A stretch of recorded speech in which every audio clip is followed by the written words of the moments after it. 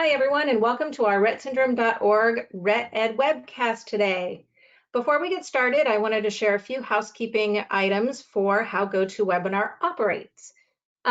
First, I want to let everybody who's attending today know that audio is open to our presenter panelists only, so you don't have to worry about your background noise interfering with the presentation.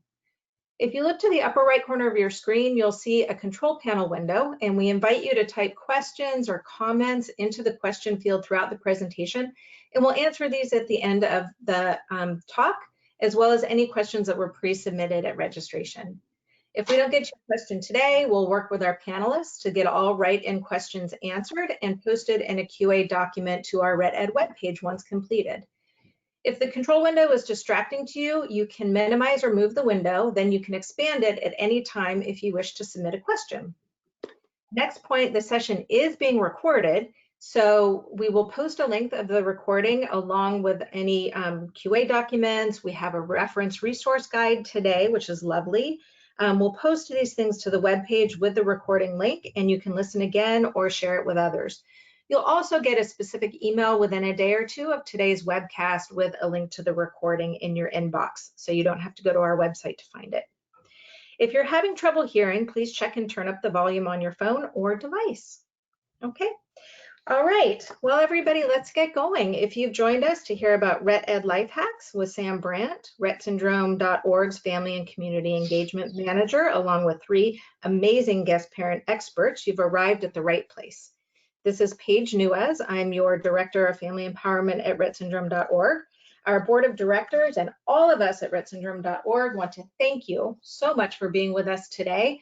We know there are many events happening across the country. It's back to school, but this should be a pretty upbeat presentation, and I'm glad you made time. We want to thank you for your support and engagement. Continuous awareness and empowerment is even more important during these uncertain times. And I say this as both a parent to a beautiful teenager with Rett syndrome and as your advocate at rettsyndrome.org. We want you to be as educated and empowered as possible to care for your child and as you speak to others about Rett syndrome. You can count on rettsyndrome.org to bring you the latest news and information and to continuously push for new and innovative findings. And speaking of newest information, we'd like to quickly remind you of a few new rettsyndrome.org offerings. Our Rett Research Ready program launched, and you may now find this easy to navigate tool to understand all there is to know about evaluating and finding a clinical trial that's right for you and your family. Just visit rettsyndrome.org and you can click on this icon and it will take you right to the Rett Research Ready tools. Being back to school, I'd love to remind everyone that we have recently published the communication guidelines, which was based on many years of research with speech language pathologists, AAC specialists, and families from around the world, and it's evidence-based guidelines for getting everyone on your team on board with the communication potential of your child. So please access the guidelines. You can download them. You can purchase a print copy in the US. And again, you can find that on rettsyndrome.org. And a quick look at our upcoming Rett Ed webinars. We hope you'll register and join us for these sessions, and will also let us know future topics that you would like to see us present. A new offering that we have going for the fall is our Rett Clinic Town Hall meetings, and we hope that you can join us for any of these that are coming so that you can get to know the physicians, specialists, researchers, and services available at a handful of the Rett centers and clinics across the US. You can register for free for these at rettsyndrome.org. These are just a handful that are scheduled, and there's many more to come. So if you have questions about a specific clinic that you don't see on this list, just come back to our website and I'm sure you'll find them scheduled very soon. Okay, well, we want to thank our sponsors. Our educational programming would not be possible without their generous support. Acadia Pharmaceuticals, Greenwich Biosciences, and Neuron Pharmaceuticals. Especially in today's economic environment, we are even more grateful for their support, and to each and every one of you who have supported our foundation and our important work as we move through 2020 and into 2021. So our amazing panelists today agreed many months ago to be with us today to share their tried and true Rett life hacks.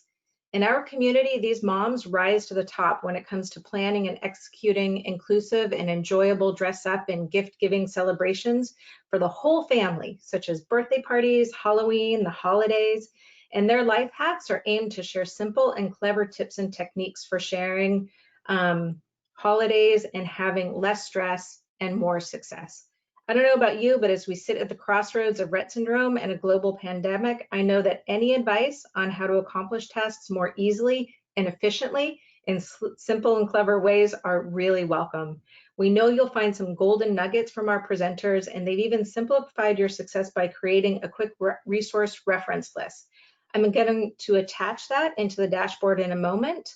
And you can download that list from your GoToWebinar dashboard. And if you miss the link to download it from within the webcast, you'll see it on our website within a few days. Okay, so with that, I'd like to turn the microphone over to Sam Brant, who is going to introduce our panelists. Sam, are you ready? I am. Hello, everyone. Let me get our slides up here. First, I want to introduce myself. Thank you, Paige. Samanthat Brant. I'm your Family and Community Engagement Manager here at the Foundation, but also a mom to a young lady that has Rett syndrome, Macy. So today we have put together some Rett life hacks for families to reach out to each other and just share, making life a lot easier for each of us together. That's what our Rett community does. As Paige shared, we have Sherry Brady with us. She's our California state representative and mom to Lauren, who is 23. Sherry shared with me over the years on her Rett journey that she's been inspired, encouraged, educated, and helped in so many ways by fellow Rett parents.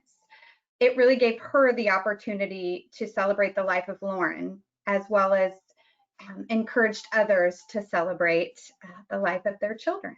So it definitely deserves to be celebrated, as Sherry says. Next, we're going to have Jackie Babiars with us. And anyone who knows Cami Can knows that Jackie is the CEO of Cami Can. Cami is age 11, and she's so right when she shared that she desperately wants our children to have the same opportunities and experiences as other kids. She's so creative and has given such a great piece of normalcy to the families. Like she said, there's no reason to reinvent the wheel. Sharing life hacks with one another is really the easiest thing we can do to support each other. So that's why Jackie wanted to be a part of this. And last, we're going to have Susan Lee. She is our Alabama state representative and mom to Alyssa, who is age 12. She shared that when Alyssa was first diagnosed, Facebook and social media were just becoming popular. As she would start to discover new or easier ways of doing things, it prompted her to share with others. Two brains are better than one, as she shared. And Susan, you may know her name for the gift list she does on the Large Rett Syndrome Forum. So I am so grateful to have these ladies guiding me in my journey with Rett syndrome, but guiding our families across the United States and beyond. They really have blazed trails for all of us, and really, two brains are better than one, like Susan said. So with that said, I am going to turn my page back over. Thank you for having us today.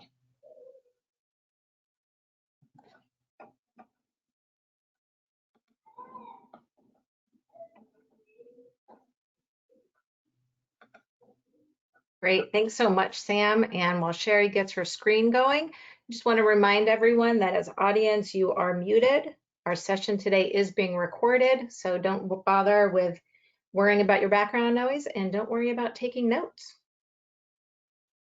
Sherry, we can see your GoToWebinar desktop, and I think your slides are coming up.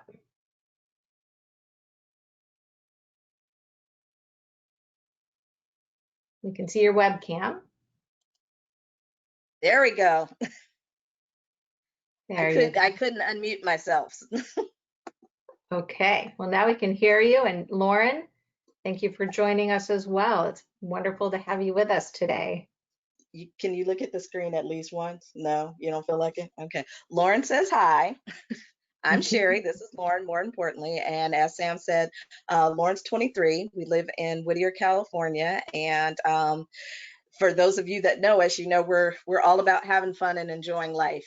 So I am happy to talk to everyone today about birthdays, because I think everybody should be celebrated on their birthday, and most definitely our children, as much as they go through and fight through and deal with. Yeah, their birthdays should be the most exciting in one way or another. And whether that is a quiet celebration at home with just you and your child, or some big spectacular event, there's no wrong way to do it. It's just about celebrating the child. So as you see, I have a couple pictures here. These are snapshots of Lauren's two largest parties. The first is her Sweet 16. Lauren had been to many quinceañeras by the time she turned 16, so I really had to up my game, because I know I didn't beat the quinceañeras, but I had to at least try to come close, because otherwise I would have been sleeping on the porch. And then the other was Lauren's 21st birthday, and I had told her for years that once she turned 21, she could go to Vegas and gamble, and so that's exactly what we did. It actually turned into like a 2-week celebration with dinners and what have you. Vegas was a whole weekend, which included nightclubs and half-naked men on the Vegas Strip. And Lauren is like smiling at that picture right now. So we're going to go ahead and go to the next one. She had champagne toast and the whole 9 yards. So I decided to go with somewhat of a who, what, when, where, why, how, I think that's all of them, approach when I was putting together what I wanted to share. And that kind of hit me on what I chose. So we can start off with the why. Why should you do a birthday party?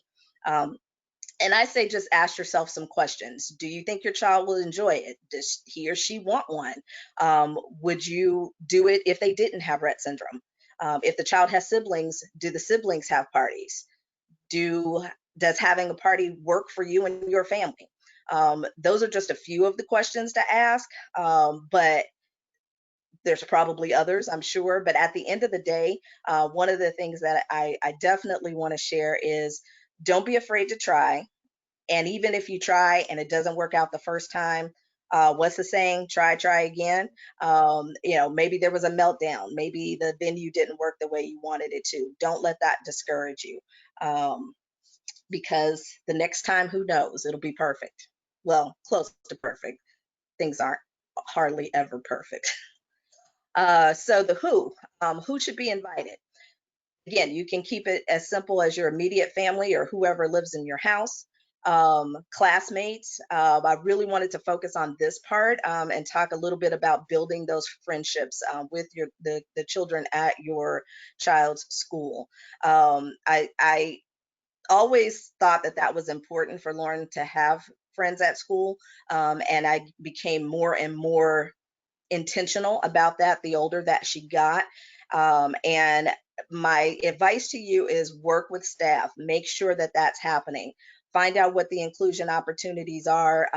If is your child being mainstreamed? Are they in a fully included classroom setting? Are there school activities or groups or football games or dances? Is your child attending those things so that your child becomes, hey, that's Lauren, she goes to my school, as opposed to, yeah, that's just one of those kids in that wheelchair that's in that class over there and I know nothing about them. We want those other students to see our children as a part of the school and as a part of their community. Social media is another opportunity that I found helpful. When Lauren was in high school, most of her friends were on Instagram. They had left Facebook because I guess all the parents got on there and they didn't like that. And so I opened an Instagram account for Lauren. I connected her with all her friends. And so not only was she able to see their pictures and see what they were doing, they were able to see what she was doing. And I was able to kind of keep in the loop with what was going on, and connecting her with those other students. And they have become lifelong friends. Lauren graduated in 2015, and she still sees and hangs out with those friends from time to time. Some of the other opportunities are church friends, friends from groups that your family belongs to. So, maybe someone in your family belongs to a knitting group.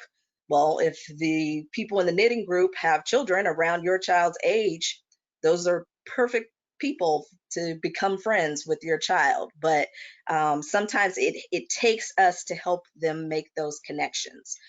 So again, you want to be intentional about that. Switching to the where and the when. So again, simple as something at home with or without guests.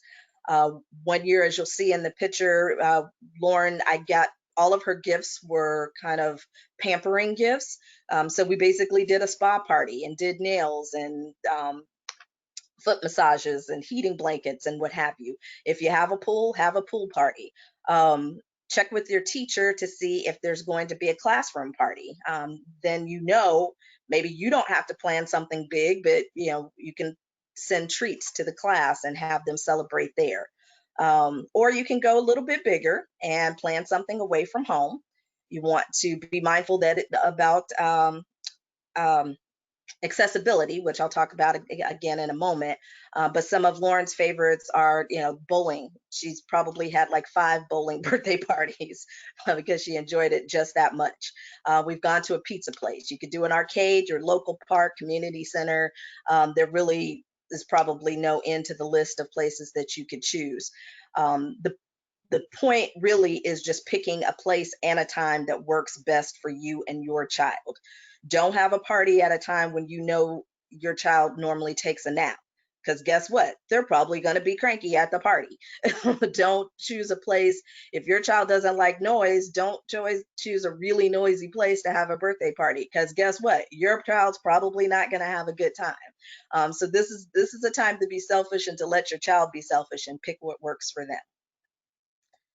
Um, so, talking about the how. So again, with the accessibility, um, choose somewhere where your child will be able to, or think about how your child's going to be able to participate and interact with their guests. One of the things that you can incorporate is AAC and adaptation. So you could use a communication device if your child uses one, or you could get something as simple as a one-step switch and program in messages like greeting their guests or saying thank you. You could even take that to another friend's birthday party and have your child join in on singing happy birthday to them. You can get a bubble blowing device and adapt that without bubbles and use it to blow out candles. I think the most important thing on this page is the next one, which is ask for help. And I know for so many of us, that's hard. Maybe it's just me, but okay, I'm going to say that it's everybody. But ask your family, ask your friends, ask the community, reach out, because more often than not, people want to help. They want to get involved, and they want to see our children enjoy their birthdays as much as we do. As far as getting ready for the party, whether you have a girl or a boy with Rett syndrome, hey, get their hair done, get a new outfit, get their nails painted. And hey, boys get nails painted too. Whatever they enjoy, go all out, and make it really special. I will say for Lauren's Sweet 16, she chose the theme of purple bling, purple leopard bling. that was challenging. And again, that was one of those times where I definitely reached out to my friends in my community for help, because trying to find purple leopard bling everything was not easy. But you know what? We did it. And I even found a dress that had exactly all of those things. It happened to be in downtown LA with a no return policy. So there's a whole story behind me and Lauren in the back of a tiny store on the floor with me trying the dress on. But hey, I'll tell you all that story another day if you want. But just don't forget that part, make them feel special. And obviously with birthdays comes gifts, but there's going to be a little bit more about that a little later on. I will say that if gifts is one of those areas that stresses you out, or quite frankly, if your kid just has everything that they need, could possibly want, you don't want any more stuffed animals, you don't need any more clothes in the closet, thinking about making it a fundraiser birthday or a give back type of birthday. That could be an alternative to gift giving. The what? So, themes. We're talking about all these different places that you could go, but wherever you have the party, you want to think about, what does your child enjoy? Is there some place that they really like to go? The theme could be the fact that it's a milestone birthday, like the Sweet 16 or the 21st. What character do they like? TV shows, what have you. So do they like Barney or do they like Marvel Comics, whatever the case may be. And as they get older, hey, if they're 25 and they still enjoy whatever it is they enjoy, make that the theme. Again, it's all about them. In the time of COVID, obviously some of the location options may be limited, but the good news is, leave it to ingenuity. There's been a whole host of different things that have come to play as far as alternatives. So you've got Zoom and other video chat options, drive-by celebrations, and birthday card campaigns actually have been around for a while. And that's basically putting it out to your friends, your family, and even social media. Hey, here's my address. My child's birthday is this date. If you feel so moved, please send my child a card. And that's something that they can enjoy. With some of the online options, links will be on the resource page that is on the dashboard, and as Paige said, will also be provided later. So I think that is it for mine. Hopefully these tips have been helpful, and I am around here after the presentation, or if you guys know me online, please feel free to ask questions anytime. But again, it's just all about celebrating these amazing individuals, because we are so blessed and so thankful and so lucky to have them. So we just want to make them feel special on their special day. So next up, we have Jackie. Sherry, thank you so much. Lauren, thank you so much. That was wonderful. You all have had a few birthday parties and had a few chances to have some mistakes, correct them, and have some wonderful experiences. So thank you for sharing those ideas. All right, and if anyone has any questions for Sherry and Lauren, feel free to type them into the question box and we'll get to them at the end. And let's see, Jackie, you should be hopefully coming up in a minute here. I'm trying to unmute. There you go. Jackie, are you with us? Hi, do you see my screen? We don't. Uh-oh. I'm looking at it. Oh, okay. Volume.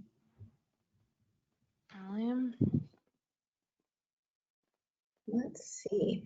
I accepted the invitation. Okay, and we show that you are the presenter, but I don't see your slides. No one sees. There you go. Now we see them. You see them? Yeah. Jackie, thanks for joining us from Illinois to talk to us about Halloween. We see your slide. You see us. All right. Hi, everyone.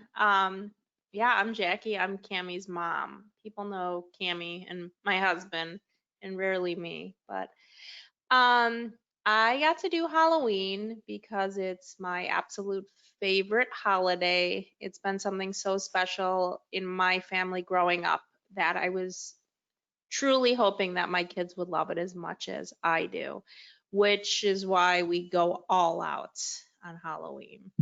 And here's some pictures of some adorable boys and girls with Rett syndrome who have totally rocked Halloween.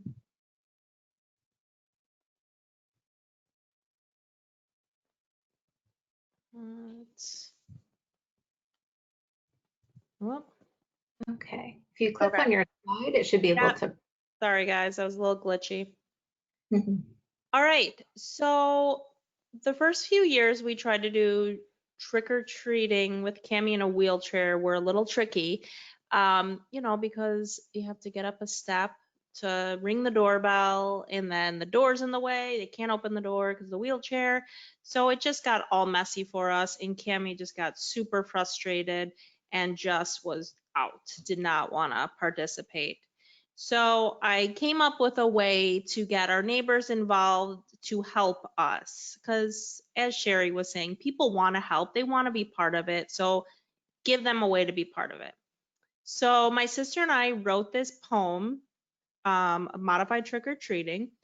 And a week before Halloween, we put it in our neighbors' mailboxes. Hey, So Jackie, I'm sorry to interrupt, but I'm not seeing that letter on my screen. I don't know if everyone else can. can you If you see can, this one? This slide? I see your opening slide that had the wonderful Halloween Really? costume. Really? All right, I'll try from the beginning. Sometimes if you, How about now? nope. Okay. Let's see, click on the PowerPoint slide so that it becomes your active window. Okay. Do you see it? I don't. There we go. I can see it now and see your slides off to the left, which is okay if that's what we Okay. need to. Do you want me to try playing it again? Yeah, I need to try bringing it up into slideshow. All right, guys. Next time we'll do some life hacks on technology. Right. Yeah, which I'm sure with all of our schooling from home and eye gaze devices, we're all. Do you see my poem yet? Yes, we can see it now. Okay. So this is the poem that I was telling you about. It says, for kiddos like me who ride in wheelchairs, it's impossible for us to get up your stairs. So on Halloween, when my family arrives, would you come out to see me in my disguise? I won't say trick or treat or reach out my hand, but everything you say, I will completely understand. If the weather is bad and I can't go outside, please stop by my house for Halloween modified. I'll have candy, Play-Doh, and tattoos galore to celebrate Halloween with you right at my door. So again, a week before we put these in neighbors' mailboxes, just to remind them that we're still here, we're coming to your house, just to be ready for us. And along with that, so we put our address and I put in an awareness card just in case someone new moved in or we're branching out past our block and they get to know Cami a little bit more and learn about our family. And this has gone over remarkably well. People are so excited for Cami to come to their door. They'll even come out all the way down the driveway when they see her coming. If it's bad weather, they'll come to our house with bags full of Milky Ways and chocolate bars because we list all the things that she likes. And I think that's totally fine because our boys and girls, they can't eat everything. So if your child can't have any chocolate, put that in there. Say that they want tattoos. That's totally fine. So everyone kind of comes to our house if it's bad weather to help Cami celebrate. So before we get to the actual trick or treating, how do we pick out costumes? Do Ooh, not well, read. Jackie, this Did is it a really important one, and unfortunately your slides aren't advancing again. Can you do what you did just a few minutes ago, and maybe it'll kick you forward to that time? Yeah, we still see trick or treating from my chair to your stair. Huh. So you didn't even see the one with the Yeah, we're on slide 2. oh man, you guys, I'm really Okay, now we're on costumes and you're in slideshow. okay. Good job. Is that where we're guys, I'm pressing buttons. Okay. So You're- back to costumes. How in the world do you pick out a costume or help your child pick out a costume if he or she is nonverbal? I would ask them on their device if you have a device. If not, we go through categories. So we'll ask Cami, do you want to be a superhero? She'll look at us for yes, look down for no. Do you want to be a movie character? Do you want to be an animal? So we can generally pick out a theme from there and then we narrow it down. So she wants to be a superhero again. And so we asked, do you want to be a girl or boy superhero? She said girl. And we figured out she wants to be Wonder Woman again, which is kind of awesome. So then we deck out her wheelchair, but you guys don't reinvent the wheel. Look on Pinterest, look on Facebook. Susan, who's coming up next, is like the Halloween costume guru. Like you just stalk her page. It's amazing. Ask your child if they want to go in group costumes with family or friends. I think, middle school, high school is the age where they start doing like group themes. So maybe they want to be a part of a group costume. And we always have the Big Mac, Toby, or another device to help Cami trick or treat. So when she was little, we would bring around the Big Mac and she would press the button and would say trick or treat. Or on the Toby, she would say, good afternoon, trick or treat, thank you. So program your devices if you want.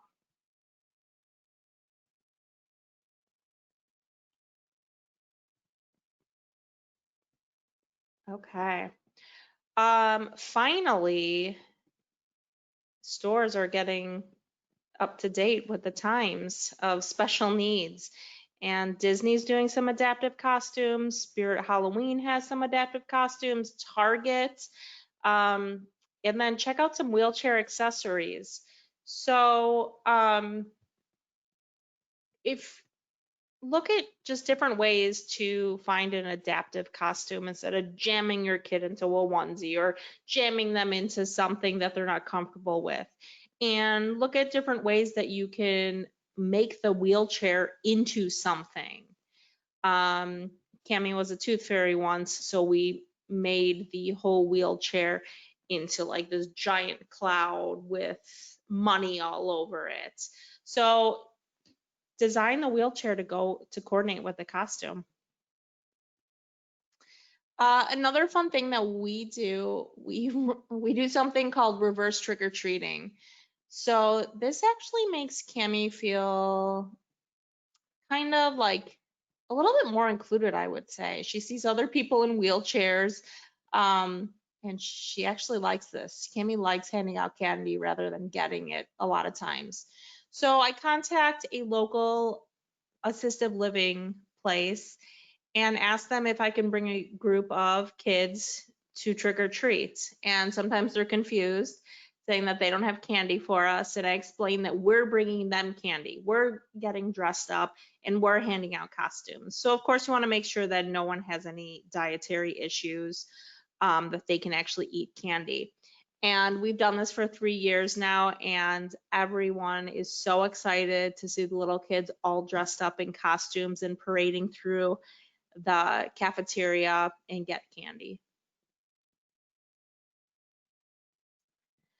One thing that we started doing, and we do this in inclement weather, and anyone in the Midwest knows that you need kind of like a warming station because it could be raining, it could be snowing, it could be, 80 degrees, you never know. So we always set up a warming station at my house. It's kind of the hub. So if you want to go trick or treating for an hour, then come back to my house. We have hot chocolate. Billy has adult beverages set up. And it's kind of nice because then people come to our house, they do a trick or treat exchange with Cami. Cami gives them a piece of candy or a toy, and she gets one in return. and she likes answering the door a little bit better now that she's older. And so she gets to see all the costumes. So I highly recommend the Trick or Treat exchange and having just some hot chocolate and marshmallows. Who doesn't love that? Along with the Trick or Treat exchange, as well as a warming station, we kind of host a party. So we'll invite a few families back to our house around 6 o'clock for dinner, order pizzas, have chili, treats ready, and then we put a Halloween movie on the projector. Now that there's, well, who knows now with COVID, but we have trick-or-treating times when you have to stop trick-or-treating. So we'll invite families back over to our house to watch a movie. And Cammie's usually set up there, as you can see. And the kids just kind of love coming, curling up next to her, and she loves seeing all their costumes. Trunk or treats are getting very popular. I would we stalk Facebook, see who's doing a trunk or treat. They're usually local churches, rec centers, schools, and if you don't know what it is, groups of people set up in a parking lot, open their trunks, and they'll decorate their cars to be a theme, and it's just a different way to trick or treat. So you get to go to each car and trick or treat that way. And I found that with a wheelchair, it's easier to get around. It's a shorter time frame, so parents don't get all tense about how long do we have to stay? What if, they start whining? So I like them because it's open area and a shorter distance. The modified pumpkins, look at that little cutie with the purple, Rett syndrome. So people actually, we found that painting pumpkins is less stressful for Cammie and our family. We've done it where we ask her on her device. She has a program to design a pumpkin. And so if you look at the picture to the right, she designed a pumpkin, told us what shapes for the eyes, nose, and mouth, and then we helped her paint it. Otherwise, just paint the whole darn pumpkin and paint it purple for some Rett awareness. And we found that getting the fake pumpkins, I personally like them because the animals don't get to them. Different activities that you can do along with trick-or-treating just to get in the spirit. Decorate cookies with family and friends. We're lucky enough that the Rett Syndrome Association of Illinois, they host a bowling event every year. And it's so much fun because it's just a nice way for our Rett families to get together and hang out. And a few years ago, they made it into a Halloween themed. So it's so cute to see everyone kind of like a family theme dressed up.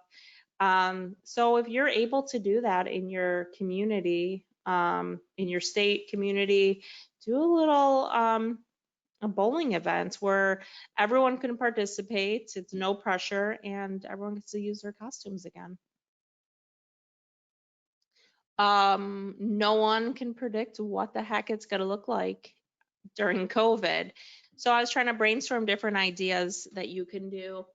And something that we're going to do in my community, we're going to set up a treasure hunt with our neighbors. So people that we know, that we trust, we're going to create a treasure map and mark all the houses that our kids can go to trick or treat. And that we feel comfortable receiving candy from. And then I thought maybe set up a parade down your block, and the kids can either, if you block off the cross sections, kids can just walk down in the middle of the streets or just have them walk on the sidewalks and then throw some candy at them. Thought that could be kind of fun. That is all I have for Halloween. And next up is someone who is just the go-to person for creativeness and brainstorming. So here's Susan. Thank you so much, Jackie. a dozen different ways to do Halloween in traditional and untraditional ways. Those were great. And Susan, we're starting to see your slides come up. So we're going to transition from Halloween to a little bit later on the calendar to holidays. Let's hear some of your life hacks.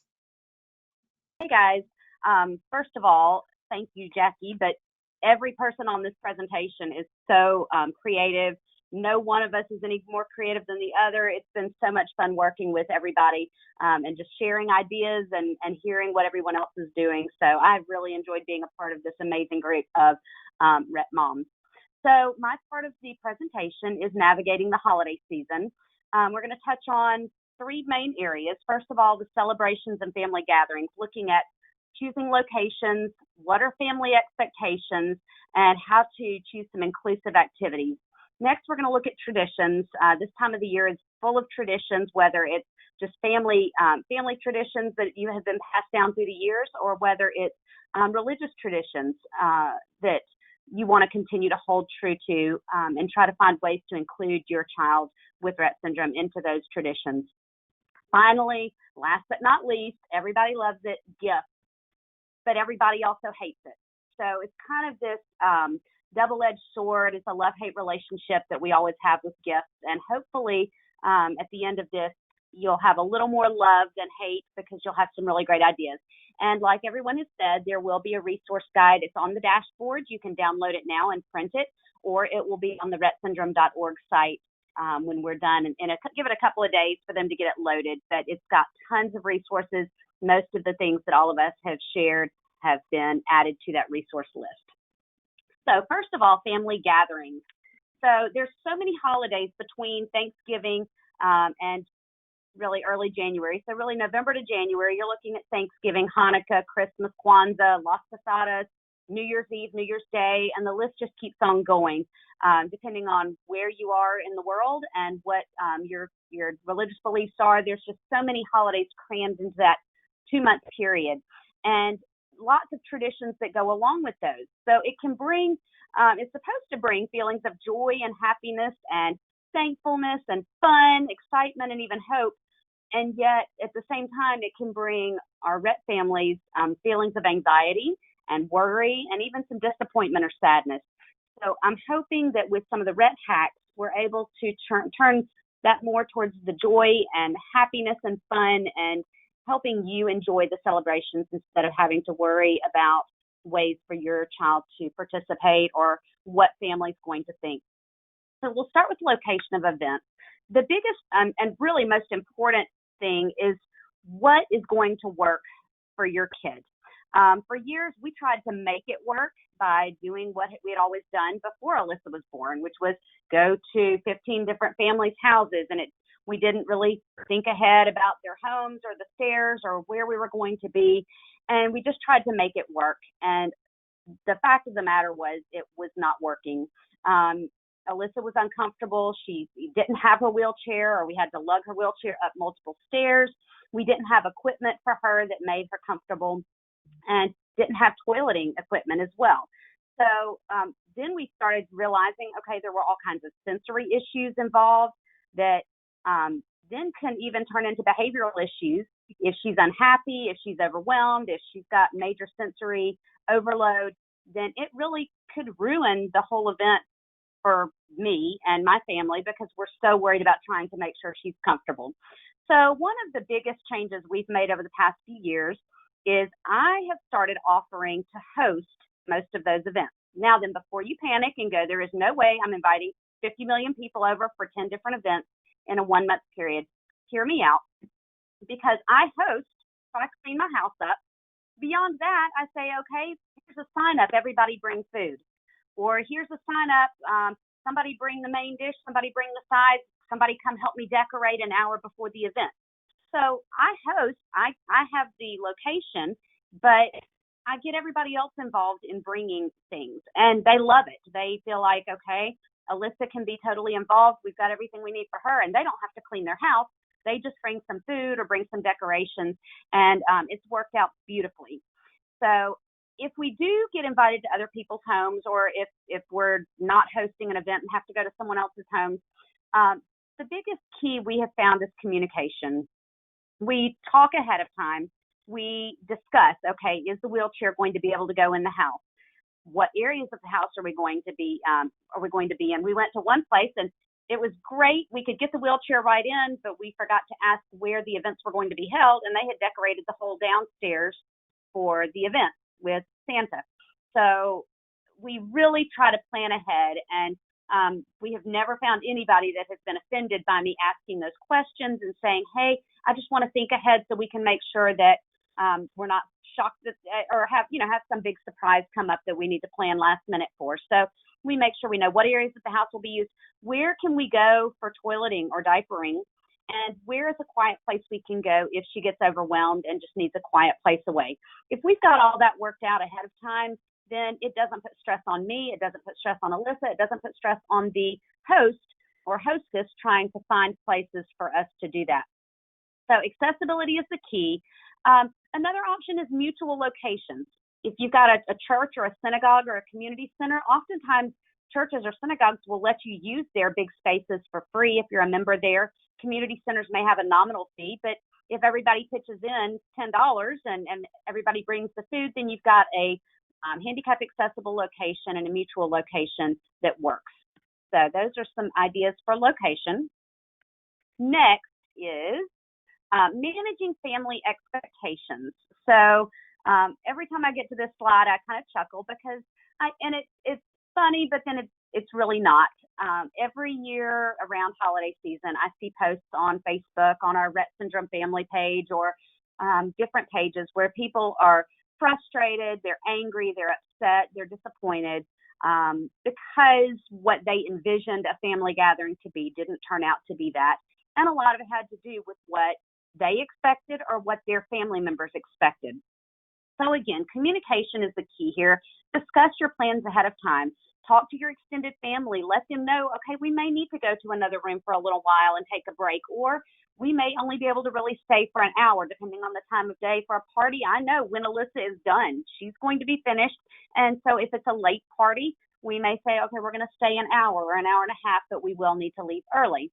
And if we discuss those plans ahead of time, then family members don't get their feelings hurt, or people don't take it to heart thinking that we're just leaving because we're not having fun. They know ahead of time that this is something we need to do, and it really does work out better. We plan also discuss plans for activities.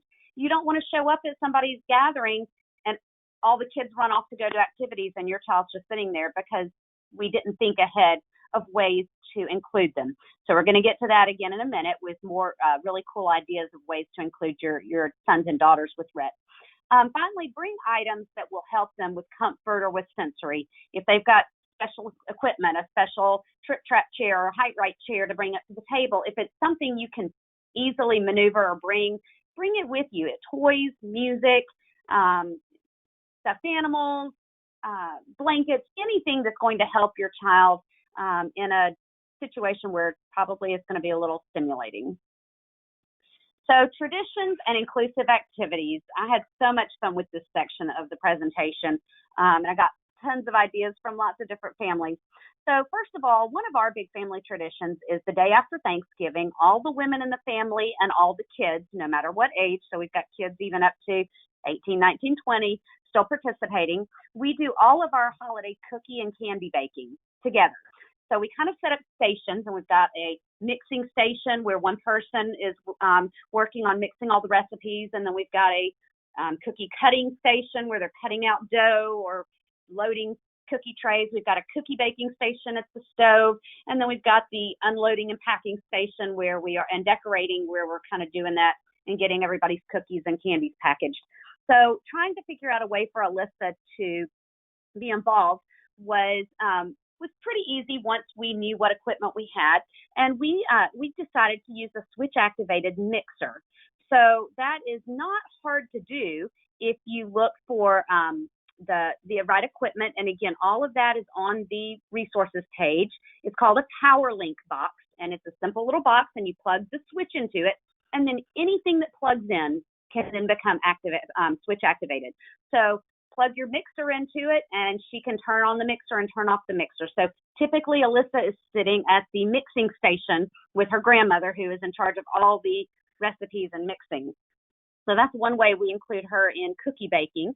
Gift exchanges is another big area for Christmas time and different holidays around December.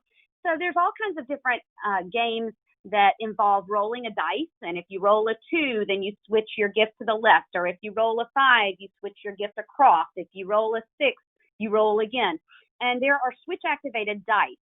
So Alyssa rolls the dice for everybody, and that tells them what to do with their gifts to exchange their gifts.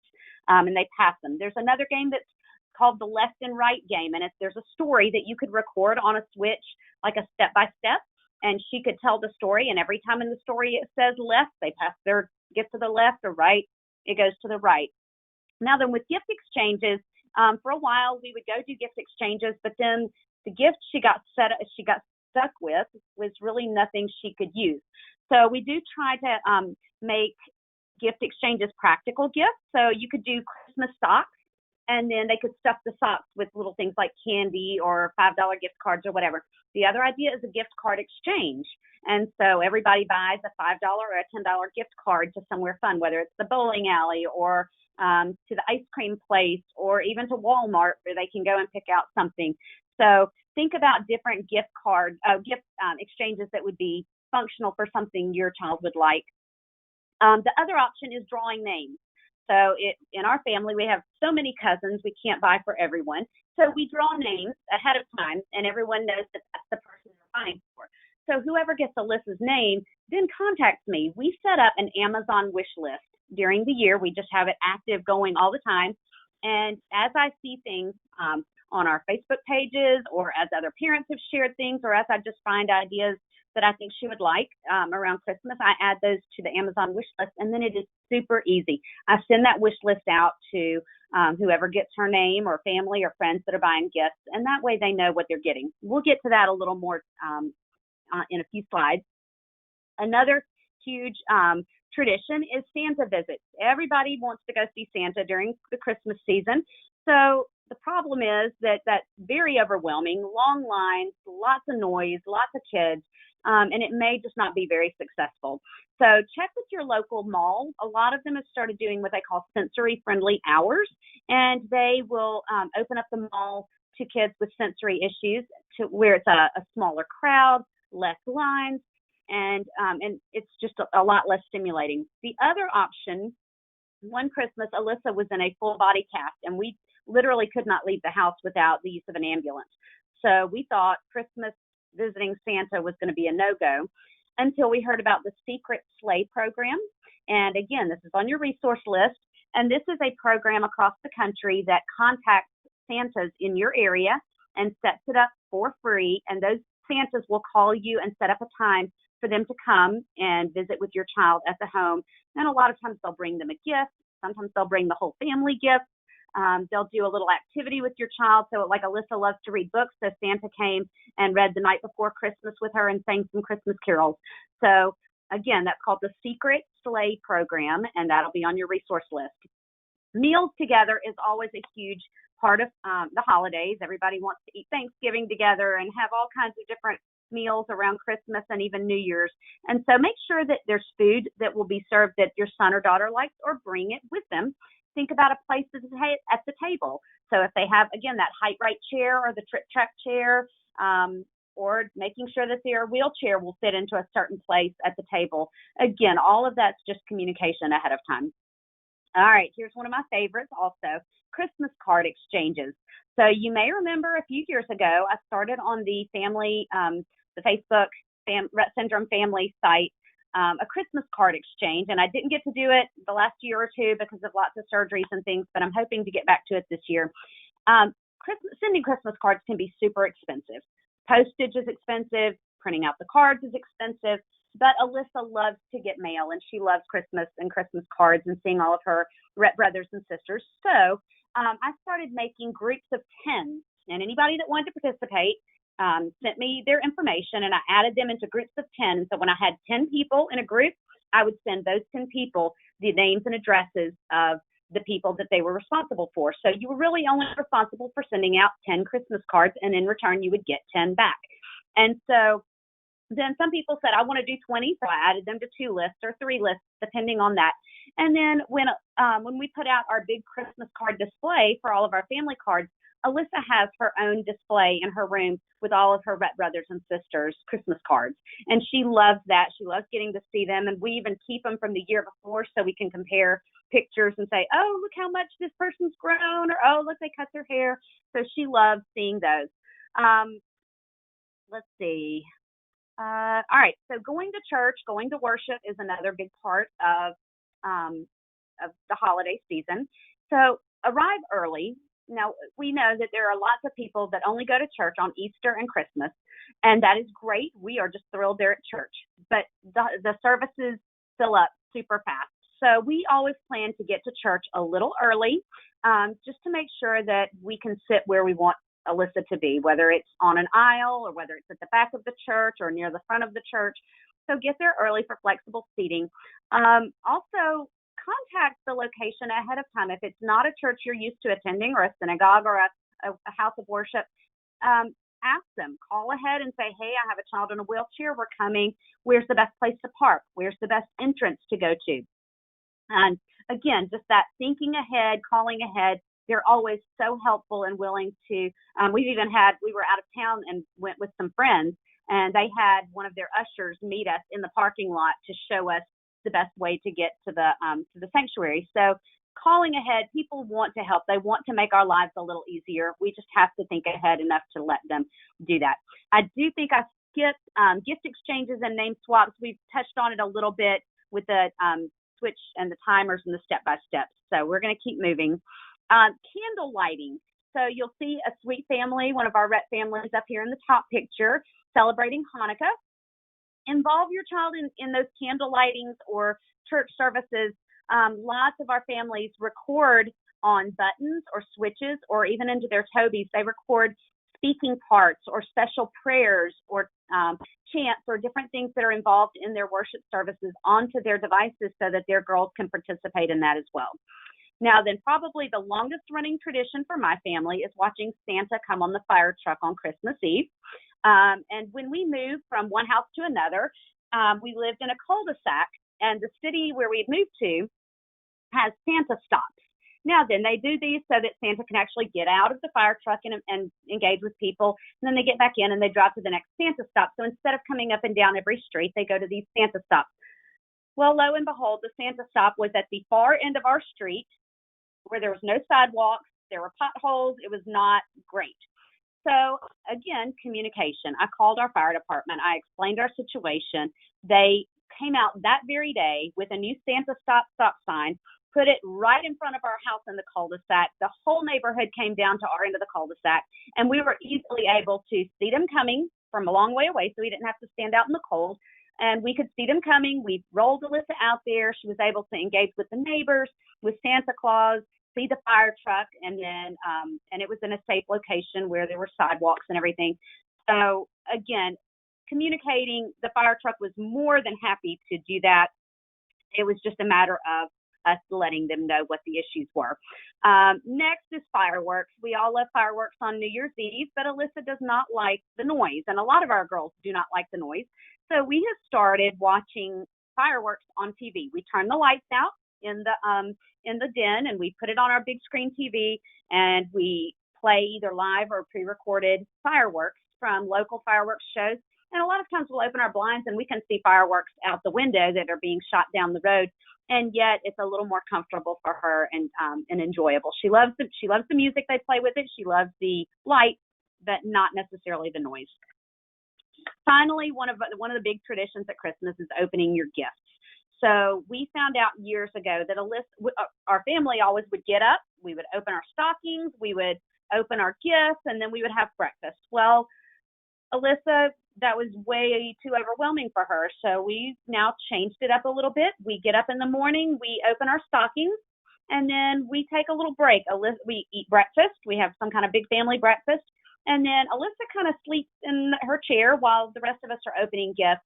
And then once she wakes up, it's all about her. Everybody in the family takes turns helping her open one of her gifts, whether it's from them or whether it's a Santa gift. So everybody gets to be involved in that. And then she's more well rested. We tried for years having her open her gifts, and she fussed through it, and it was just not fun for any of us. So we kind of changed that tradition a little bit. All right, gifts, the big topic. So disappointment with the wrong gift got me for years. Family was well-meaning, but they would buy all these things, and then on Christmas morning, we would open them up, and I'd be left sitting there in tears because my child couldn't use them, any of them, or didn't enjoy any of them, or she would sit there and smile at them or look at them and couldn't use those. So after several years of ending up in tears on Christmas morning, I said, let's figure out a way to make this work. So quality over quantity. My boys may get 8 or 10 gifts, but if Alyssa gets 3 that are really big, that she really enjoys, that are very useful or practical for her, then that's a success for us. I don't want 10 gifts sitting there that she gets to stare at and not use. So think quality over quantity. So again, I do wish lists, Amazon, Google Drive, however you want to compile this list, but over the year, start making a list. And that way, when you get to Christmas and family says, oh, okay, I'm going to buy a list of such and such. So you know what? Let me send you this wish list that we've made for Alyssa. And that way you'll know some of the things that she really enjoys. We also use that same wish list for birthdays because, again, having her at a birthday party where everybody's bought her things that she can't use is no fun. So one area we look at is practical gifts. So Alyssa, if you know her, she has massive curly hair that goes everywhere. So we do all kinds of hair barrettes and hair twisties. And the new thing is those telebands that look like telephone wire. So we do all kinds of hair things, spa items, fun bath items, special snacks, and fun accessories for her wheelchair. There's all kinds of things you can bling up the wheels on the wheelchair, or little light kits for the wheelchair, or special armrests, all kinds of ways that you can bling out the wheelchair. And I believe Jackie put those on there with Halloween costumes, but just look up wheelchair accessories and you can find fun things, and yet they're practical. Another big area for gifts is equipment. So yes, those are larger gifts. Yes, they are expensive, but it's something that your child will enjoy, and something that you will enjoy because it's going to be very practical. So we collect from the family, or we say, hey, would you like to go in with us on this gift? Would you like to, put in money towards this? And it can be one big gift from a lot of different people. Even if insurance helps pay for it, if it's being delivered somewhere around Christmas, stick it in the closet for a week or two and then bring it out at Christmas. There's nothing wrong with that. It's all good. It's just called perfect timing. So insurance purchases can also be delivered right around Christmas.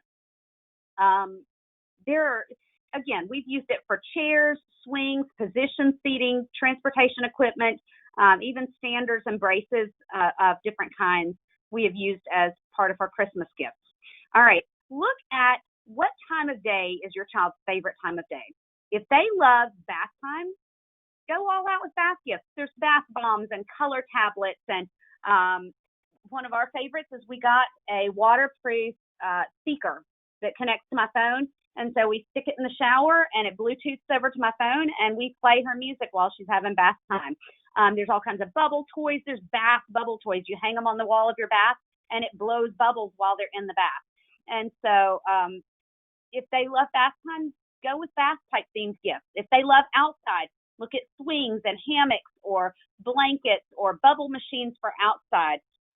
Even, like light things that they can go outside and play with at night. So think about their favorite time of day. Next, look at switch or button toys. There's all kinds of switches, all kinds of buttons. Some are Bluetooth, some have cords or wires. Some are pre-recorded or recorded where you record your voice. Others activate different devices. So look at those toys. Another resource you'll find on the resource list is called Santa's Little Hackers. And that is the organization. They collect donations all year long, and then they come together and they make switch adapted toys. And you can sign up. Now, there's no guarantee that your child will get one. You'll know by the first week in December if your child's been selected to get one. It's just random based on how many donations they get. But for several years, Alyssa has gotten a toy from Santa's Little Hackers. One year it was an Anna and Elsa that sang, and then a couple of years later, she got a CD player that she can turn her CD player on and off on her own. So there's lots of different things that you can pick from and help your child pick from. You provide the switch, and then they provide the toys. So look for Santa's Little Hackers. But there's CD players, there's moving toys, little puppy dogs or penguins. There's, again, the PowerLink switch box where you can plug things in. We got one of those aquarium looking things where the fish look like they're going around, and it plugs in. So we plug it into her power, and she turns that off and on. So switches are amazing.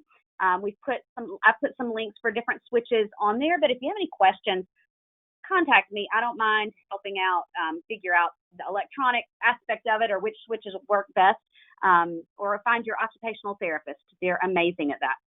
Next, look at experiences. Not all gifts have to be opened right there on Christmas morning. So some of the experiences that we've done for Christmas or birthday is zoo memberships. Alyssa loves the zoo. Even at age 12, she loves going to the zoo and seeing the animals. Children's museums, aquariums, special trips. So she was planning on we were going to Disney World with a Girl Scout conference. And so we asked for Disney gift cards so that while she's there, she was able to purchase extra things that she wanted for, like her charms for a charm bracelet or pins. She collects buttons, and we stick them on the back of her wheelchair on her backpack. So she has pins or buttons from everywhere she's gone. So special trips, movie theaters. If they like going to the movies, give them movie theater gift cards. Then look at special trips and do themed activities. So Alyssa camped with her Girl Scout troop. So one year she needed a new tent. So we got her a tent and an air mattress and a new lantern and I can't remember what else, but several different things. Oh, a new sleeping bag, things like that. So we did a themed Christmas where she got most of those. And then again, gift cards. So Amazon, Disney gift cards, or that can help with upcoming trips. So you tell your family, we're going here and in June, so she can use gift cards for things for her trip. Finally, look at likes. Do they like lights? Do they like music? Do they like special characters, stuffed animals, being with family? Alyssa just loves being with her family. So for us, a lot of the experiential gifts are great. If they like dolls or teddy bears, you can now go on Etsy. And again, this is on your resource page, so get your resource page. They make AFOs or leg braces to match your child's leg braces that fit their doll or their teddy bear. So I thought that was really cool. They also make teddy bears with like feeding tube buttons. So look at dolls or teddy bears that kind of represent or help your child know that there's other people like them. So Alyssa loves her doll that sits in a wheelchair that's the color of hers and has foot braces like hers. Tradition gifts, I get all about the tradition gifts. I give everybody in my family a Christmas ornament each year. And so it has something to do with that year. So the year one of my kids turned 16, they got a driver's license Christmas ornament. Alyssa, one year she was Cinderella for Halloween, so I got her a Cinderella ornament. This year, everybody's getting a COVID-19 toilet paper ornament, but don't tell them, it's a surprise. Other people I know give a special blanket each year. So whatever, if you do some kind of a tradition gift, then do that with your child as well. And finally, most important, I think, is sharing our ideas. So on Facebook, on the Family Rett Syndrome, it's the Rett Syndrome Family Support page on Facebook. If you don't have a Facebook account, it's totally worth getting a Facebook account if you only use it at Christmas. Go on there. In early October, I posted this big post asking for ideas for Christmas. It has so many ideas. People post from all over the world, tons of ideas. The issue is only a few people post, and then everybody else comes in and goes, oh, these are great ideas, but then they don't share their ideas. So go on and post your ideas. It doesn't have to be an idea you found this year. Think about what worked last year or the year before for your child and post those, because gifts that worked great for Alyssa a year or two ago are going to be somebody else's great gift for this year. So get ideas, but then post things that your child likes, even if it wasn't something they got for Christmas. If you find something your child likes, it's going to be the saving grace for some other parent who's looking for the perfect Christmas gift.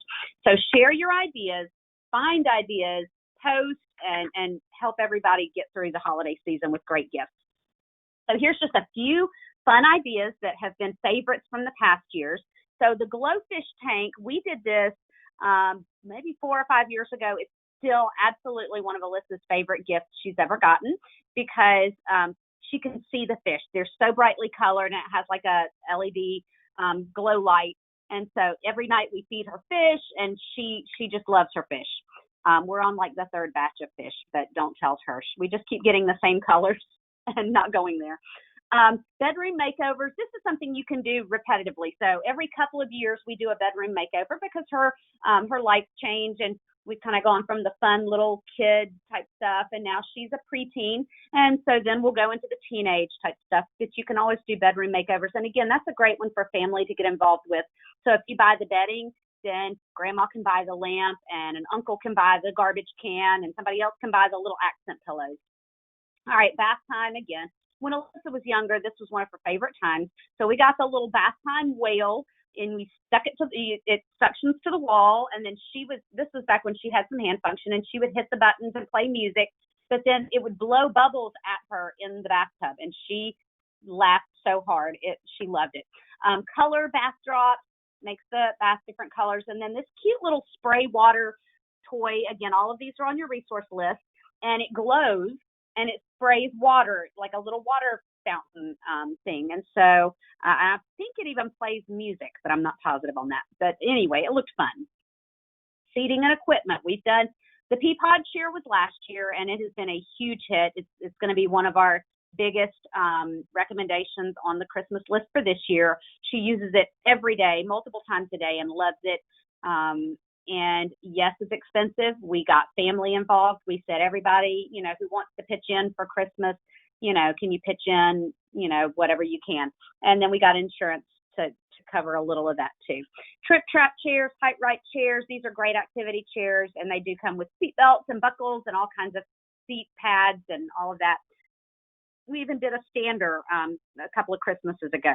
So outdoors, Alyssa loves outdoors. So you see here the adaptive bike is a huge hit. Again, yes, they're expensive. Look online for an organization called AMBUCS, AMBUCS. Again, it's on your resource page, and they help gift adaptive bikes to families, and they're all over the country. So look them up and see if there's one in your area, and see if there's a way for you to get some help getting an adaptive bike. Also, there's swings, there's hammocks, I've seen the hammock swings, but getting Alyssa in and out of those was really hard. Even the Enos, she had an Eno, and as she's gotten bigger, getting her in and out of that has been super hard. So we love these lounger chairs. They even make one that's like a rocker. So switch toys, these are some of those. The bells, I'm warning you now, if you get one, you'll probably have a headache, but the girls love it. The spin art, Alyssa makes all kinds of art, the gear toys, and even the bubble machines. So hopefully that has given y'all some great ideas for just the start of gift giving and how to navigate the holidays, and allow yourself some grace over the holidays always, because nothing's ever going to go completely as planned. But hopefully now you've got some great ideas. Communicate with your family and have fun. Susan, thank you so much. Oh my gosh, I want it to be the holidays already. I'm so ready. And that is a nice feeling to have with back to school. I think we were all feeling a little tired already. And I don't know about all of our attendees, but I know I'm excited. We do have a few questions that have come into the queue, and this is perfect. If you don't mind, since your slides are up, can I go ahead and address the holiday questions over to you? And if Sherry and Jackie and Sam, if you'd like to turn your webcams back on and open up your phone line, your audio line, you are welcome to chime in, because with this team, we are going to have a ton of creative ideas to answer your life hack questions. And one of the ones that came in, and it came in right before you put the slide up. So if you want to go back to it, we had a parent ask for some examples of other types of chairs other than a wheelchair that your child could relax in. And it was just perfect because you already had that planned into your slides, but I wanted to know if you could go back and just pause on that for a minute and talk about them. All right, can you see that slide? Sure can. I think I went back to, okay. So the Peapod chair, again, it's like a big it's like a big beanbag chair, and yet it has a foam seat in the top of it, and that gives them a little more support. Alyssa had scoliosis surgery and all types of orthopedic surgeries, so she does need a little more support, and yet it keeps her sitting up a little bit. So this is what we kind of refer to this as like her recliner or her lounge chair. Other people are able to use just a big beanbag chair, so that's a less expensive route if your child doesn't need as much support. So any kind of beanbag chairs. On the recliner route, I've seen families that did get their children. There are like kids recliners that are made for little kids, and then just small, there's like small sitting room recliners, and then the big Mongo recliners. When Alyssa was smaller, my husband, he justified that he needed a really big recliner so he and Alyssa could sit in it together. So anything that's going to be comfortable for your child, I would say talk to your physical therapist also about different options and think about what you want that chair to do. Do you want it for relaxing? Do you want it for the table? Do you want it for an activity chair? What is the purpose of it? And so really Alyssa kind of goes between her wheelchair that she sits in at the table now that she's taller. She used to have this trip trap height right chair when she was younger and could sit up a little better. Now she sits in her wheelchair. She goes to the Peapod chair for relaxing, and then she lays on the couch or in her hospital bed in the evening when she needs to lay down. So talk with your physical therapist, but think about what you want that to do. There's great wrist and activity chairs if you want to be able to roll them around the house, but have a tray for them to do switch toys or activities. We used to have one that we were able to put her toys on the tray and she could sit there and activate those. So those are just a few examples. Thank you. Those are great ideas. And those are great for gift ideas because they are a little bit more expensive and maybe people can go in and do them together. But as you said, try, especially now we're in September, try with your physical therapist now to get ideas of things that would work for your child. Anything from positioning so they can be up high, say at the kitchen counter, right? Which it's really hard from a wheelchair to be up at the kitchen counter if your counter is a regular height, or down low, lounging at the TV with everybody else. There are a million chairs from one end of the spectrum to the other with a variety of supports or no supports at all so that they can just collapse supported but without any straps or wings or metal or foot plates, and everyone deserves that kind of time as well. So those are great suggestions. If you go now to your physical therapist for ideas, you can try to get insurance to cover it, and maybe you would know by Christmas time or another holiday if it's not going to be funded, then you can go to your family. But there's always some resources out there to help. Sherry, Jackie, Sam, do you have any other suggestions for some great relaxing chairs that might be a little bit less than a wheelchair that you have found in your life have helped your kids? Yeah, I can add. So we got Macy a fold-up chair from Sam's Club, and it actually swings. She lays right in it. It gives her great support. So you can check your local Sam's Clubs online. It's a camping chair. We're able to take her camping. She's able to sit outside with us. She loves it. Some nights we swing to sleep that way. So it's very relaxing. The other suggestion I would add to Susan's gift list and that sort of thing, if you know there is an Ambux bike you want or a Peapod chair you want, make sure you check your local Variety for Variety. KC is what we have here in Kansas City, but I know they have multiple locations. Check there. Start early. Start now to get funding for those things. What maybe family or you aren't able to supply financially. Easter seals is another really great one. Another really good that you can add into is your Make-A-Wish. So perhaps that becomes one large present for a birthday or Christmas on top of what you were already going to give. Like Susan was saying, the trips and experiences. So yeah. Great, How thank about you, Sam. A lot of those are listed in the reference resource guide that we attached, which is a very limited list, but a really rich list. So please download it and access. Jackie, Sherry, Lauren, anything you'd recommend? Sherry, you're having trouble with your audio again. Jackie, this is a good time for you to chime in. Let's see. Oh, I think they're both muted by you, Paige. Yeah, I was muted. We have a Yogi Bow for Cami, and that's a giant beanbag chair. It's more expensive than one that you'd find at Target or something, but we love it because it molds to her body. So when she sits in it, she's still on an incline.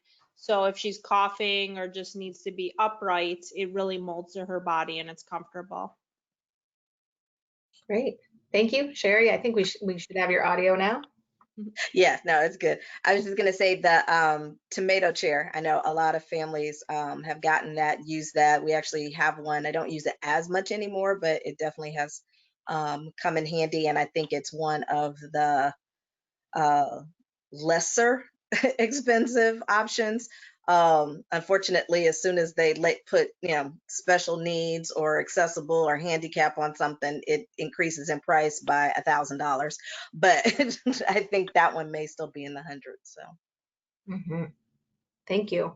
I know Katie's favorite chair of all time is the Chill Out chair made by Freedom Concepts, and she loves it because there are no straps to it. There's no hardware. The seat is carved out enough that as she kind of sits into it, she likes to rock side to side and she won't tip out of it. But it's really kind of supportive foam, so she doesn't sink into it like the Yogi Bow, which is also a great chair, Jackie. But I find that I'm constantly lifting Katie up in the Yogi Bow, and she's very comfortable in the Chill Out chair. And another tip was Santa brought her that chair one year when we got to the end of the year and we still had some funds in our healthcare spending account. So with a little prescription from her physician, we were able to purchase that as a medical equipment, DME. If you reach the end of the year and have been fortunate enough not to have to use your healthcare spending, splurge, go shopping. Okay, thanks for those ideas. So Susan, we had a question. If you could remind us again what the website is for the adaptive bike. It's on the resources, but it's AMBUCS, A-M-B as in boy, U-C-S, AMBUCS. And they're a national organization, and you just look to see if they've got a chapter in your state or in your area. And they help families get adaptive bikes. They'll have physical therapists work with them to measure them correctly, help pick out which style or which size of bike. And then they work with you as far as funding. Most families get it, like, I think we put down $100 and then they paid the rest of it. So it's just kind of like a $100 down payment, just because you take care of your equipment a little more if you put in something. So that was kind of their deal. But we're on our third AMBUCS bike, and then we trade it back in. So when we're done with, when she outgrew one, we traded it in to get the next size up. So like I said, we're on the third one, probably going to be our last one for a while at least, but I don't think she's growing much more. So AMBUCS is great. Great, thank you. I put that into the chat so you can see how it's spelled if you didn't catch that. Thank you so much. Okay, we have one more holiday question, and then I'm going to flip over to Halloween for our last question of the day. And but for the holidays, Susan, a parent was asking if there's a way that you can think of to get siblings involved with the card exchange. Well, I'm not sure exactly what they're asking as far as involved. Our brothers, Alyssa's older brothers, help us stuff the cards. And you wouldn't have to do it necessarily to Alyssa. So when you sign up, and I do the card exchange with, we've had several hundred families participated a couple of years ago. And families would put the name on there that they wanted it to be. So if they wanted it to the Brady family, then it would say, then that's what I would send out. They wanted addressed to the whole family. If they wanted addressed to just Cammie, then they would put Cammie on there. So the family can determine how they want that addressed, and you could just do a whole family Just add them in with your other family Christmas cards. The boys always helped us stuff Alyssa's cards that she sent to her Rett brothers and sisters. So we would put her Christmas card in, and then one of them would put her awareness card in, and then the other would lick it and put the stamp on it. So we just made it a big fun event. But if you've got siblings, then I would say let them help you stuff them and have it addressed to the whole family instead of just to your child with Rett.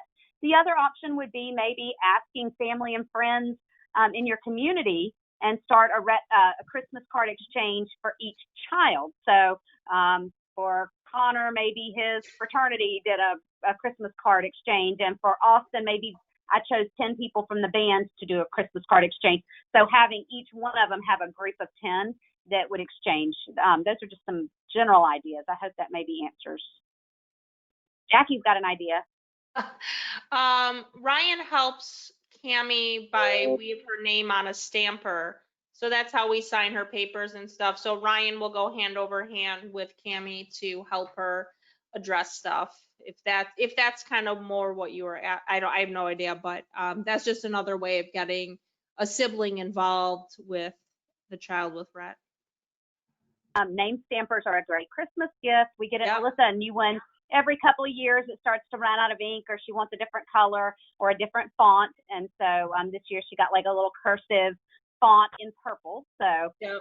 Again, name stampers are super inexpensive, $12 on Amazon, and they're great. We send it to school, do things like what Jackie said, where she stamps her own name on her Christmas cards or birthday cards, anything she's signing. So That's a great idea. Let's update that reference guide with name stampers. name stamps. Okay, and the parent wrote in and said, does it have to be the Rett child, or can they add the Rett child and the sibling to the list? So maybe Yes, so you can choose if it's Alyssa, Connor, and Austin, you can put all the kids' names, or you can do the family name. And again, I'm really hoping I can do that this year again and do it. And I'll put all that in the instructions, but I always do that and the Christmas exchange from the Facebook Rett Syndrome Family Support page. So keep an eye out there, and that's where you'll find it. You can search my name.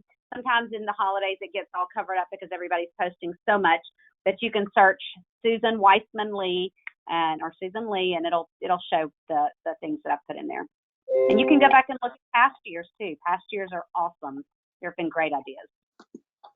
All right. Well, and all of you are on Facebook, so I imagine after this phenomenal webcast, you're going to have a lot of new friend requests. So thank you. Thank you for being such wonderful representatives of the community. Okay, I think we have time for one more question. And a lot of these questions about gifts and gift ideas both hit for birthdays and for the holidays. We have one question I'm going to take us back to Halloween.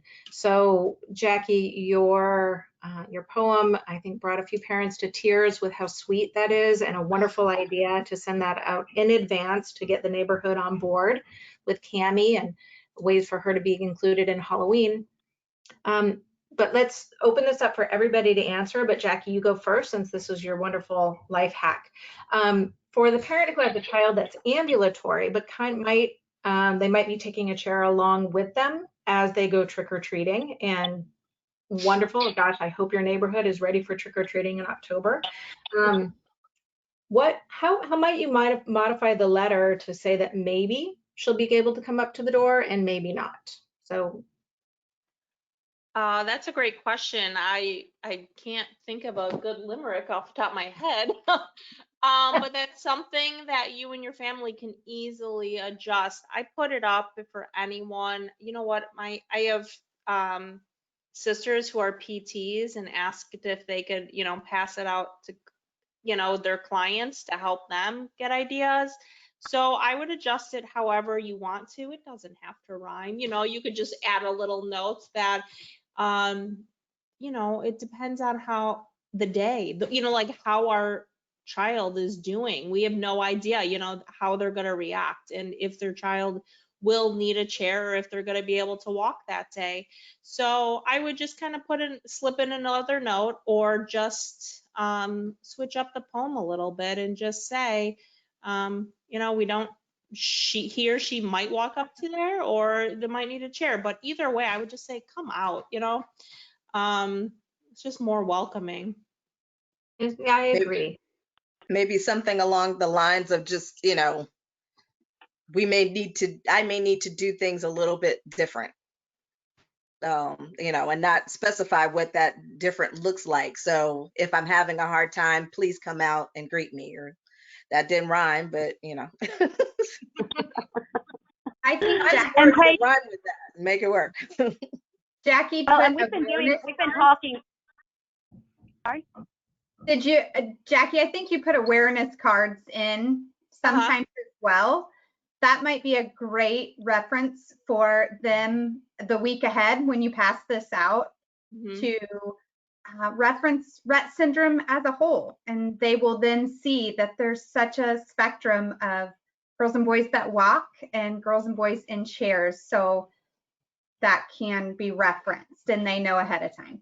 So angel awareness cards are amazing. There are Well, and to kiddos. your point, Sam, hopefully it not only makes them aware of Cammie's individual needs or an individual's child's needs, but raises that awareness to, what, there may be lots of kids in my neighborhood that have different needs or different abilities, and maybe I can do things a little bit more differently to make my house more welcoming to everyone. Absolutely. And we've been talking about this presentation for 6 months or more now, and it just hit me. I have a little poem that I do for birthdays. I just flip it into her birthday invitation, and that's where I attach her Amazon wish list. And it just talks about how she's differently abled and that she doesn't necessarily want gifts that other people might like. And so here's a list of things that she does like. So Paige, again, it like just popped in my head after we've been discussing this for 6 or 8 months. So I'll send that to you if you want to shoot that into the resource guide. People, you can modify it, change it, whatever, but it's just a little poem about looking at her wish list for birthday gifts instead of getting things she really won't use.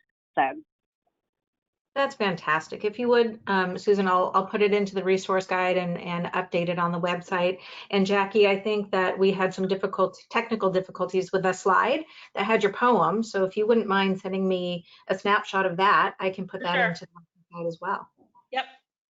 Okay, and thanks. And Sam, if you'd like to give a little plug as to how people can order their angel awareness cards, they'd be able to probably get them in time for Halloween. Absolutely. If you guys go to rettsyndrome.org for families, and you will see the angel awareness cards and personal pages are both under awareness. We can also add links to the resource page, so that way you'll just be able to link right to it. Those angel awareness cards are just so special. I call them our kiddos business cards. So to me, our kids are doing great business and in the world, and why not share it? So we'll make that resource available on the page for you. Thank you, Sam. And absolutely, you can hand those cards out anytime, not just the holidays, but restaurants, grocery stores, airplanes, wherever you find yourself getting that look that you don't really have time to get into it about, hand the card out, raise some awareness, and the world will be a better place for you and your child. Okay, well, we are at 90 minutes, and which is just perfectly timed. If anybody has some additional questions or would like to share some of your own life hacks, we have some things that have been plugged in to the chat field, and if you didn't have a chance to access those or download them, we'll include them in the reference guide. If you'd like to email any of us or send us a private message with things that have worked for your child or ideas that you've used in the holidays, please, the best advice comes from within our own community. So let's keep the love going and keep helping each other out. We hope to do a life hack again, probably once a quarter. I think we have some additional topics that we could all contribute to. Although we're all in different states, California, Illinois, Kansas, from all over the country and all over the world, we all have a lot more in common than not, in sharing these ideas and experiences will only help others have less stress and more success. And this was a great first start to our Life Hack series. So thank you so much for joining us.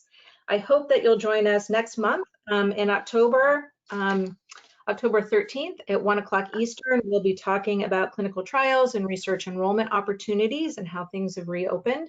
October is also October Rett Syndrome Awareness Month, and we hope that you'll use that as a great opportunity for raising awareness for your child, for your family, for our whole community. And we'll have ideas of campaign initiatives and different social media facts and figures and messaging that you can share. Just go ahead and borrow it from us. We're happy to help make things, again, less stress, more success. But if you could participate in October Awareness Month, we would all appreciate it and we'll all benefit. Okay. So if, as we log out today, we'll get a short survey offered to you. If you really would take a chance to offer it, to answer the questions in the survey, it really does contribute to our future Rett Ed webcasts. Give us your ideas, especially ideas for life hacks. Answer the survey. And until we speak again, be well, try hard, wash your hands, stay healthy, and know that we care about all of you deeply. We'll see you on social media, and I hope we see you again in October. Thank you so much, everybody. And that concludes today's webinar. Have a good evening.